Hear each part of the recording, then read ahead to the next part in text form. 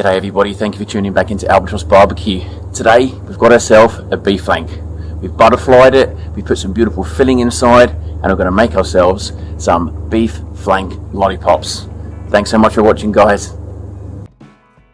The beef flank is renowned for being a piece of meat which can be a little bit tougher. Where does it come from on the cow? Well, it comes from underneath the belly, as you can see here.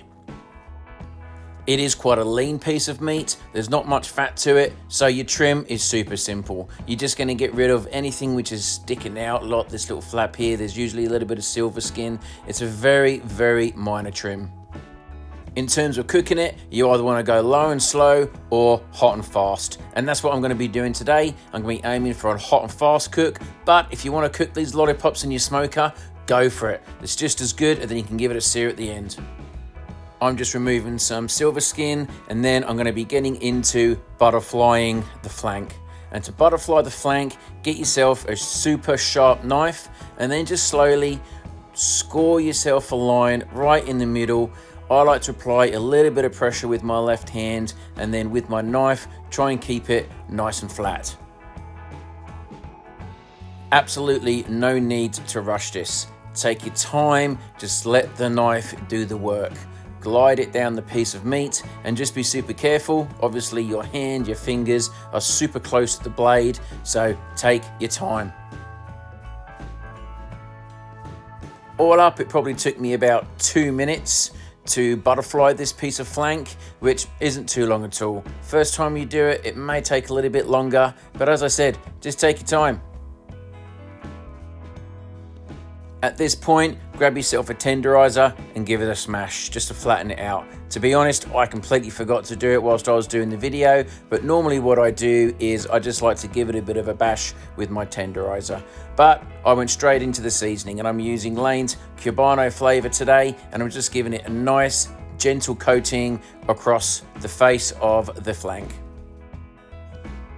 Let that seasoning sit on the flank, and what we've got ourselves now is a red capsicum, a jalapeno, some Philadelphia.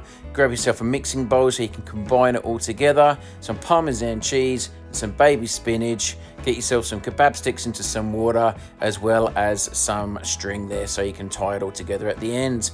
And first thing you got to do is grab your jalapeno and chop it up as finely as you wish. Our filling is the easy part. Red capsicum, do exactly the same thing. Chop it up into small pieces and whack it in your bowl.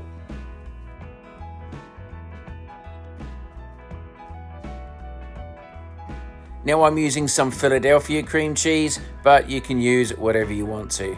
Just throw that in the bowl and then give it a mix. Try and get yourself a nice thin-ish consistency. Just loosen it up a little bit. And then all you need to do is just plonk that mix on top of the beef flank. If you want to spread that with your knife or your fork or your spoon, go for it. I like to use my hands, just gives it a good coating. You're almost there now. Grab your Parmesan cheese, sprinkle it over the top, and then to finish, get your spinach and just simply make a bed of spinach over the top of the beef flank, and then you've got to roll it up. Take your time here. You just got to roll it slowly. If you lose a couple of leaves, doesn't matter at all, but just take your time and roll it up. Once you're all rolled up, just place it over the string. Now, if you don't want to do this part, that's up to you. I like to tie it up. It just makes the lollipops a little bit tighter for when I'm going to be putting my skewers through. So just tighten it up.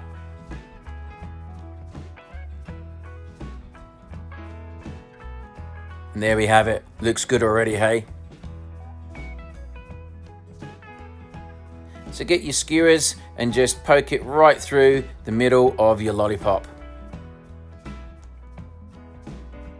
Once you're done, remove your string, and then all you need to do is just slice down where your string was, and there you have it. You got your beef flank lollipops. Beautiful flavor inside. They're going to be creamy, they're going to be cheesy, and they're also going to have a little bit of a kick from that beautiful jalapeno. Now these are ready to go. You don't need to rest them or anything like that. What I decided to do was I wanted to sprinkle just a little bit of kosher salt and black pepper. I can't be without a little bit on beef, so just a tiny little sprinkle along the top. So either fire up your smoker. If you want to cook low and slow, you go for it. If you want to go hotter and faster, just simply warm up your grill plate. What I'm using today is my hibachi. I love cooking over the hot coals. These coals could have been a little bit hotter probably, but even so, it will not take long to cook these things. So just keep turning them. Make sure that you get an internal temperature that you're happy with. If you're going for a medium rare like I am, which is about 135 degrees Fahrenheit, then just keep your eye on it. It should only take somewhere in the region of around 10 minutes. And then let's get ready to serve.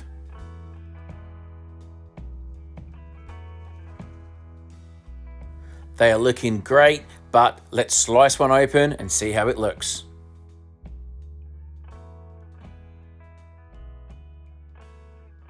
Alright everyone, so we have a nice medium rare colour.